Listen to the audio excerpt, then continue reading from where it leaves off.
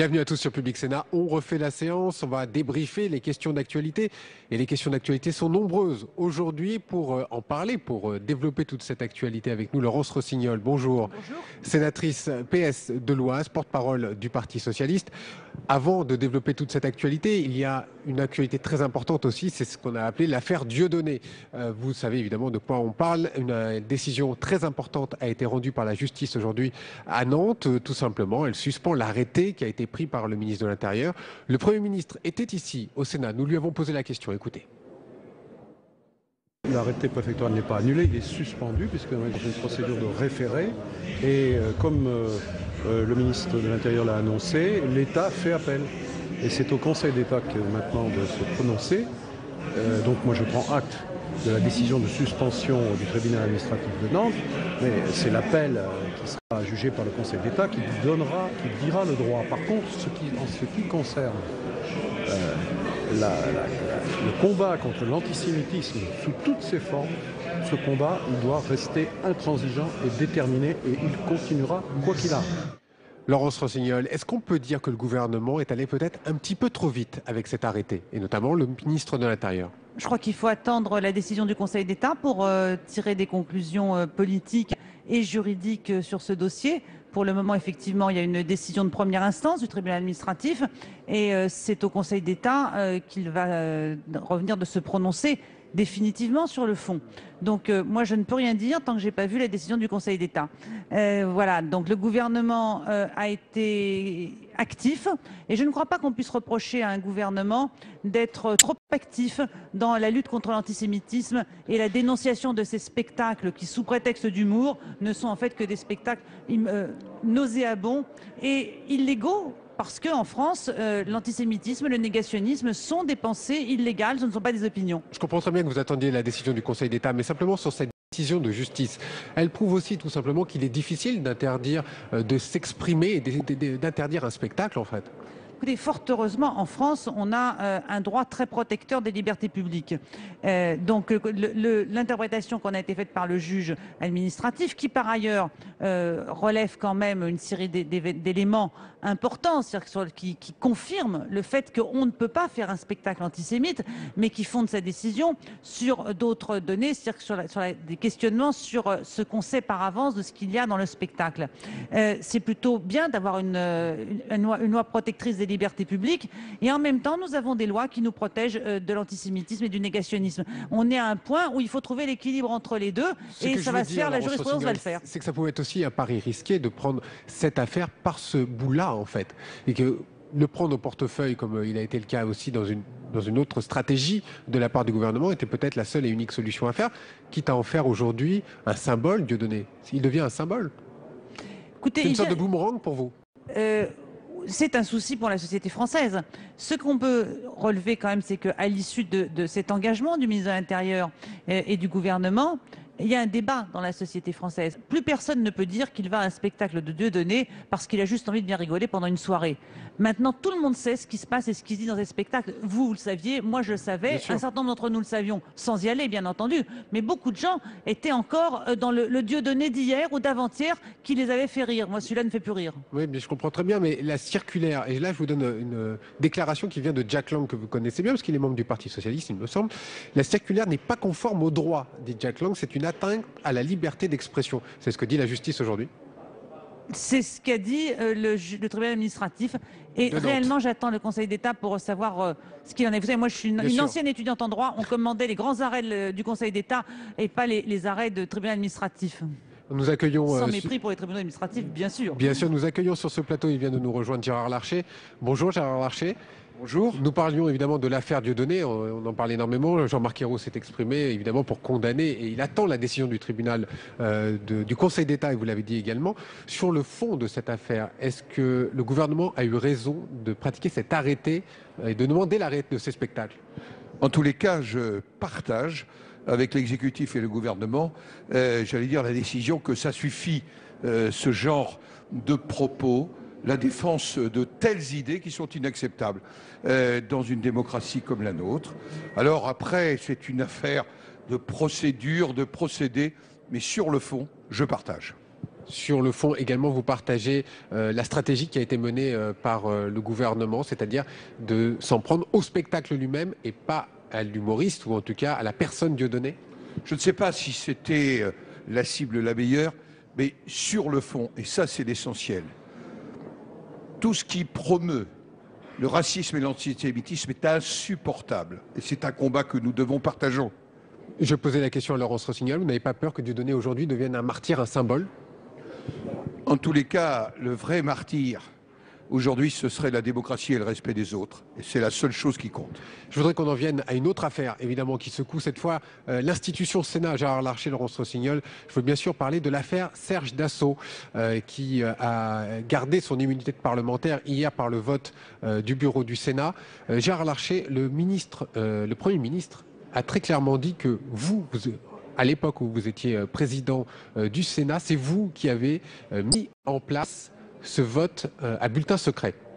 Il dit aujourd'hui, c'est de la faute de la droite finalement, il faut faire le vote dans l'hémicycle, devant tout le monde, et que tout soit su. Et c'est aussi ce que vous dites, Laurence Rossignol, c'est en tout cas ce que vous avez déclaré ce matin. Attendez, je vais d'abord répondre, parce que bien sûr. Je suis mis en cause par le Premier ministre. Je voudrais rappeler d'abord que c'est une réforme constitutionnelle de 1995, une réforme de Jacques Chirac, qui a réduit l'immunité parlementaire et qui a limité l'immunité parlementaire et qui a confié au bureau le soin de lever ou non cette immunité parlementaire. Je voudrais rappeler aussi qu'au cours de ma présidence du Sénat, j'ai eu 2 dossiers à examiner, qui étaient tous 2 concernant des membres de la majorité, Gaston Floss et René Vestry, et que par 2 fois, sur les 3 examens que nous avons eus, le bureau du Sénat, à bulletin secret, a levé l'immunité parlementaire. Et donc, aujourd'hui, c'est la responsabilité du bureau, majoritairement à gauche, d'assumer le vote qui a été le sien hier. Quant au vote au bulletin secret, il est exact qu'à l'unanimité du bureau, nous avons retenu cette procédure parce que le vote personnel est un principe. Et quand on vote pour le président du Sénat, on ne vote pas à main levée. Il s'agit d'une affaire personnelle, une décision du bureau. Et nous avons considéré que c'était un vote de conscience et non un vote de discipline politicienne. J'appelle donc à la conscience. La majorité du bureau du Sénat, c'est sa conscience qu'elle doit examiner et rien d'autre. Tout le reste est mesure dilatoire. Laurence Rossignol, une réponse, ça mérite aussi une réponse. Oui, plusieurs réponses. D'abord, une toujours pour les auditeurs, c'est que ce qui s'est passé hier au bureau du Sénat n'empêchera pas la justice de suivre son cours dans cette affaire. Mais c'est important de le dire. Ce qui est important de le dire, c'est que malgré le refus du bureau du Sénat de lever l'immunité parlementaire de M. Dassault, la justice pourra l'entendre comme témoin assisté et le mettre en examen. Donc, juste ce qui s'est passé hier va compliquer un petit peu plus la tâche des juges qui instruisent ce dossier en empêchant qu'il soit mis en garde à vue ou en détention provisoire. Je tiens à préciser parce qu'en même temps, il faudra quand même rassurer les Français sur le fait que la justice n'est pas arrêtée à cause de cette décision. La deuxième remarque que je voulais faire par rapport à ce que vient de nous dire mon collègue Larcher, c'est que c'est peut-être un vote personnel et un vote en conscience, mais j'observe quand même que toute l'UMP a voté unanimement et solidairement pour, contre la levée de l'immunité de M. Dassault. Centristes et les non-inscrits, c'est pas la majorité. Et centristes et les non-inscrits, ce n'est pas la majorité, c'est la droite. Et la droite a voté en soutien à M. Dassault, ce qui limite le côté vote personnel. Ça, c'est la première remarque. La deuxième remarque, c'est qu'elle est plus, je dirais, sujette à discussion et peut-être à un débat. C'est, y a-t-il une place pour le vote personnel dans le vote des parlementaires? Oui. Moi, je ne le crois pas, monsieur. Je vais vous expliquer, je ne le crois pas. Je crois que nos votes que nous émettons en tant que parlementaires, nous devons pouvoir en rendre compte à tous les citoyens à chaque instant. Nous n'avons pas un vote personnel, nous n'avons qu'un vote que par mandat. Parce que nous sommes des parlementaires, parce que nous avons été désignés. Alors, il faut dire ce que nous avons alors, il faut bouleverser les modes électoraux du président des assemblées. Une question très simple. Gérard Larcher, seriez-vous aujourd'hui d'accord pour qu'on fasse ce vote à bulletin ouvert ou public? Non, je dis qu'aujourd'hui c'est un débat qui mérite d'exister, mais ça ne peut pas être un faux semblant par rapport à une décision prise hier par une majorité qui n'était pas composée de la seule opposition. Donc aujourd'hui, il faut que la majorité de cette Assemblée regarde tout simplement vers elle-même. Et ça traduit simplement l'état de délitement de la majorité au Sénat. Le vrai sujet, c'est l'affaiblissement de notre institution. Ce n'est pas une tâche pour nous le Sénat sommes en également, train pour de l'institution défaillir au Sénat, alors que nous avons une Assemblée, majorité et opposition, qui travaillent bien.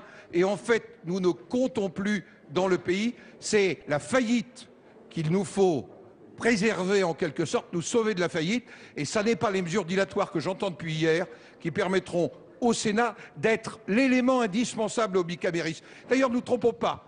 Monsieur Carèche, Monsieur Bachelet et Madame Le Pen, dans leur populisme là, ça démontre que le populisme à gauche et à l'extrême droite, au fond, c'est l'ennemi d'un bicamérisme qui est la démocratie parlementaire. Merci beaucoup, merci d'avoir répondu en direct. Je suis désolé, Laurence Rossignol, on va devoir passer sur un autre débat. Je suis désolé, vous reprendrez bien sûr la parole une prochaine fois. Je voudrais qu'on écoute d'ailleurs à propos de l'affaire Dassault, eh bien le Premier ministre que nous avons aussi interrogé tout à l'heure.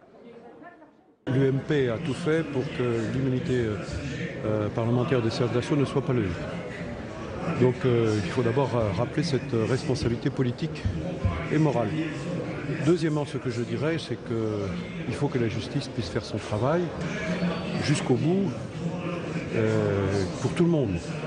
Il n'y a pas d'exception, qu'on soit parlementaire ou simple citoyen. Donc je suis choqué par cette décision du bureau du Sénat de ne pas lever l'immunité parlementaire de M. Dassault.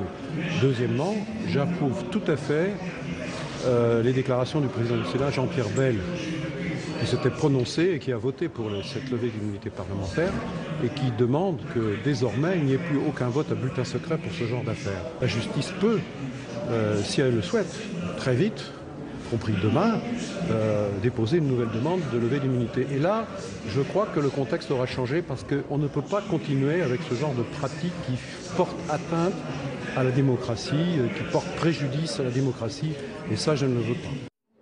Alain Vidalies nous a rejoint, le ministre en charge des relations avec le Parlement. Alain Vidalies, vous avez entendu le Premier ministre sur cette affaire Dassault et vous avez entendu également ce débat qui était assez agité entre Laurence Rossignol et Gérard Larcher. Qu'est-ce que vous en pensez, vous, et est-ce que selon vous, il y a une tâche aujourd'hui sur l'institution Sénat? Avec le micro, ça sera peut-être plus simple. Vous savez, nous avons déjà eu plusieurs fois un débat ici dans lequel la droite du Sénat s'opposait à nos propositions sur la transparence, sur le cumul, avec chaque fois le même débat. Je disais, ou je dis encore, faisons attention, prenons conscience, ceux qui veulent défendre le Sénat, prenons conscience qu'il y a une rupture dans la population aujourd'hui par rapport aux élus, pas par rapport simplement au Sénat, et que chaque fois qu'un événement vient donner du grain à moudre à ceux dont le fonds de commerce est l'antiparlementarisme. Et c'est de ça qu'on aurait dû parler, que M. Larcher aurait dû parler. La question qui est posée, c'est celle-là. Il y a des gens aujourd'hui qui se frottent les mains au lendemain d'un vote pareil. C'est ceux dont le fonds de commerce est l'antiparlementarisme, c'est-à-dire l'extrême droite et c'est-à-dire Mme Le Pen. Et ceux qui pensent qu'on peut faire des considérations uniquement de politique politicienne après un événement pareil, je pense qu'ils sont en retard d'un débat ou d'une guerre dans la question démocratique. Faut-il aussi rappeler, c'est vrai que ça a été rappelé par Laurence Rossignol, que l'UMP et la droite s'est mobilisée pour Serge Dassault, mais qu'à gauche, il y a des voix qui ont manqué aussi de votre côté. Vous savez, il n'y a qu'une seule réponse pour éviter cette situation et l'impossibilité de répondre à votre question comme aux questions qui sont posées depuis 24 heures. Il y en a une seule, c'est la transparence. Je pense que ce qu'a dit le président Bel, c'est la seule réponse constructive. Et que tous ceux qui veulent rendre public ce vote, tous ceux qui veulent ou qui prétendent vouloir défendre le Sénat devraient aujourd'hui prendre conscience des dégâts et deuxièmement faire une démarche commune de principe disant eh bien voilà, nous sommes tous d'accord puisqu'au fond demain les juges peuvent ressaisir le Sénat de cette même affaire. Eh bien si tout le monde aujourd'hui disait on ne veut pas de ces mauvaises interprétations contre l'institution, puisque certains en profitent même, alors qu'ils ont participé à l'opération, en profitent même pour se poser, eux, en défenseurs du Sénat. Ça ne peut plus continuer comme ça. On est dans la petite politique politicienne. Il faut que l'institution soit défendue. Pour qu'elle soit défendue, il faut qu'elle se rassemble. Et si tout le monde aujourd'hui répond oui à la proposition du président Bel, alors enfin les Français comprendront qu'il y a eu un passage difficilement compréhensible, mais qu'il y a une réponse, et c'est ça l'essentiel, et c'est ce que souhaite le gouvernement. Et c'est aussi ce que disait le Premier ministre à l'instant, c'est quand même une tâche indélébile aujourd'hui pour l'institution Sénat. Et ce sera difficile de faire passer ça auprès des Français. Vous savez, il n'y a jamais de tâche indélébile quand les hommes ont la volonté de montrer qu'il y a des principes républicains, des principes démocratiques. Il suffirait que la main tendue, la proposition du président du Sénat soit saisie par tout le monde et non pas. Donc c'est un appel que vous faites aujourd'hui. Et non pas parce que je souhaite défendre l'institution. Vous êtes ministre en charge des relations avec le Parlement. Oui, mais c'est bien de défendre l'institution. Pas simplement. Je pense, même si les Français parfois ont le sentiment contraire, même si tous les démagogues disent le contraire, dans une démocratie moderne, il faut 2 chambres, il faut un bicamérisme. Et je suis partisan du bicamérisme. Encore faut-il que ceux qui prétendent l'être mesurent bien aujourd'hui les dégâts et justement portent ensemble le flambeau du Sénat et donc du bicamérisme. Quelques mots quand même sur l'affaire Dieudonné également. Qu'est-ce que vous avez pensé de la décision de justice, même si elle est difficilement de faire de commentaires sur cette décision. Vous attendez également la décision de la Cour d'appel. Qu'est-ce qui peut se passer aujourd'hui? Si le spectacle a lieu, il a gagné.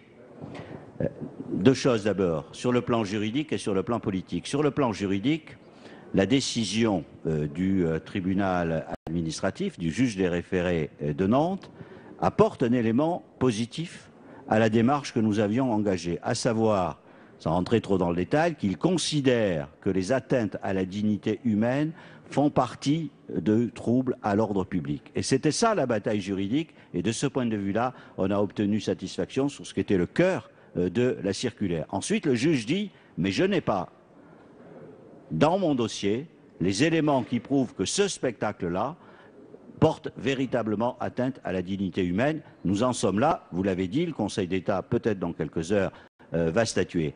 Mais dans cette affaire, l'idée de montrer sa détermination, ça veut dire qu'il faut mener toutes les batailles juridiques, les batailles politiques et les batailles juridiques avant que le spectacle intervienne et les batailles juridiques après si le spectacle a lieu. La bataille continue. Quoi qu'il arrive. La bataille doit continuer parce que ça ne peut pas être autrement. Personne ne peut continuer dans ce pays à penser qu'il puisse y avoir une confusion entre l'antisémitisme et la liberté d'expression. Ça n'est pas la question. L'antisémitisme, c'est un délit. Et quand il y a des délits qui se produisent régulièrement dans des salles où des gens vont payer pour assister à ce spectacle-là, eh bien, on est en dehors de la liberté d'expression. C'est le message du gouvernement et nous ferons tout pour que ça se reproduise. Le gouvernement reste mobilisé, évidemment, sur ce cas Dieudonné. Totalement, juridiquement et politiquement. Merci beaucoup, Alain Vidalies, d'être venu en direct sur notre antenne pour répondre à toutes ces questions. Merci de nous avoir suivis. Très bonne suite de programmes sur les chaînes parlementaires.